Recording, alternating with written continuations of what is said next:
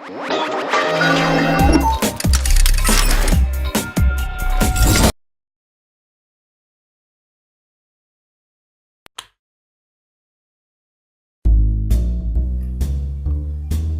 Indonesia, stereotip berdasarkan suku bangsa kayaknya udah lumrah banget.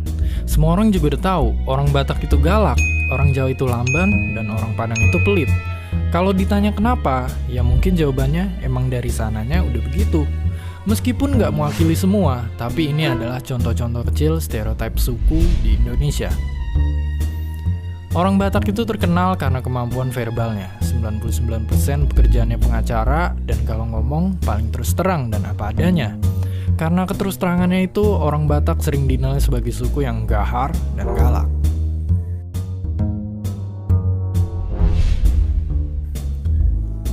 Sedangkan suku pencipta masakan rendang ini udah nggak asing lagi punya stereotip pelit. Saking parahnya stereotip ini, kadang-kadang kata pelit diganti jadi kata Padang. Jadinya bukan pelit banget sih lo, orang jadi ngomong Padang banget sih lo.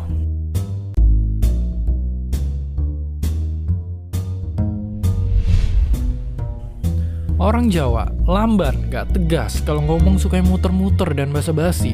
Mungkin karena sejarahnya orang Jawa itu selalu jadi kaum penguasa politik dan ningrat. Makanya perwatakan orang Jawa itu sopan-sopan dan halus. Jadi mesti hati-hati ngomong sama orang Jawa yang hatinya halus.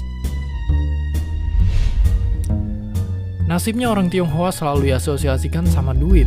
Baru ketemu aja pasti disangka orang kerjanya kalau nggak pedagang ya pengusaha. Dan kalau dibilang pekerjaannya lain dari itu, orang nggak bakalan percaya. Dan masih banyak lagi stereotip pada suku-suku lainnya yang nggak bisa disebutin di sini satu-satu.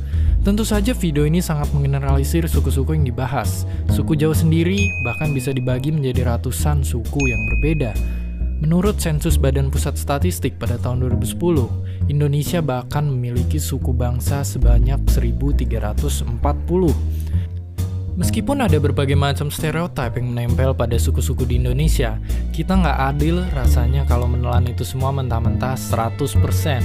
Itu namanya kita percaya anekdot, bahwa satu testimoni orang kita jadiin acuan kebenaran. Kalau ada seseorang bilang orang Padang itu pelit, itu berdasarkan pengalamannya dia aja, bukan kebenaran secara universal.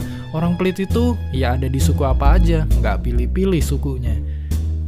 Jadi, stereotip itu nggak 100% benar dan harus dipercaya.